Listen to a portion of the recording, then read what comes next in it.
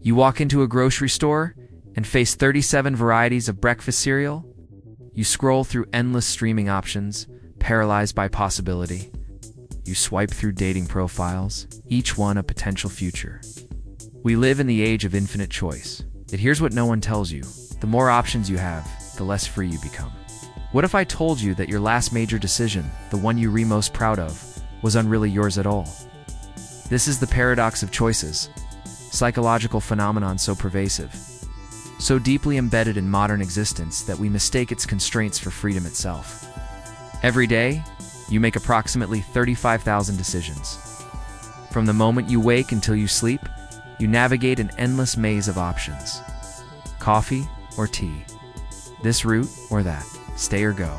Love or leave? We've been conditioned to believe that more choices equal more freedom, that options are power, that the abundance of alternatives is liberation itself. But what you're about to discover will change how you see every decision you've ever made, and every one you'll make tomorrow. Because the truth about choice isn't what you think it is. The real question isn't what you choose, it's who's choosing for you. Inside your mind, there's an invisible architect. It doesn't wear a hard hat or carry blueprints. Instead, it carries something far more powerful: the illusion that you're in control. This architect is choice overload, a cognitive phenomenon that occurs when the human brain encounters too many options. But here's the twist. It doesn't shut down. Instead, it begins to outsource your decisions. When faced with endless possibilities, your mind doesn't celebrate freedom. It seeks shortcuts.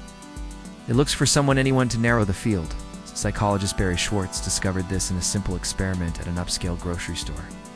Researchers set up 2 tasting booths, one offering 24 varieties of gourmet jam, another offering just 6.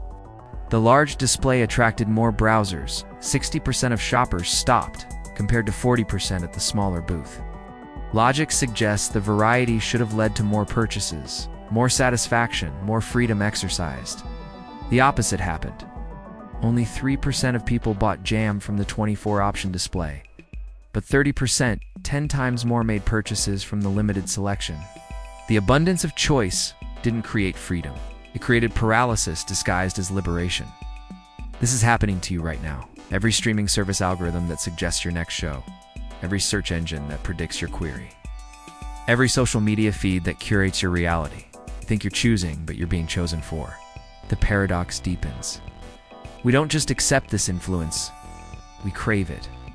Because true choice, unlimited choice, is exhausting. It's a cognitive burden too heavy for the human mind to bear consistently. Here's the most unsettling part. The moments when you feel most free, when you have made a decision you were proud of, when you have exercised what feels like pure personal agency, these are often the moments when you've been most successfully guided.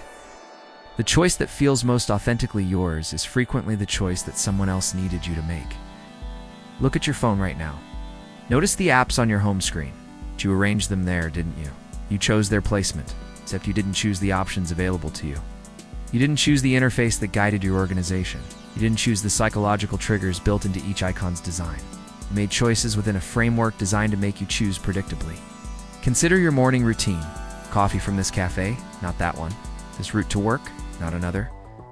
These feel like personal preferences, expressions of your individual taste, but trace each choice back to its origin.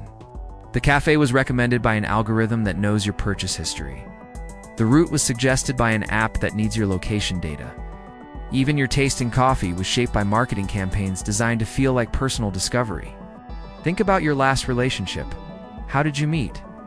A dating app that showed you profiles based on hidden criteria?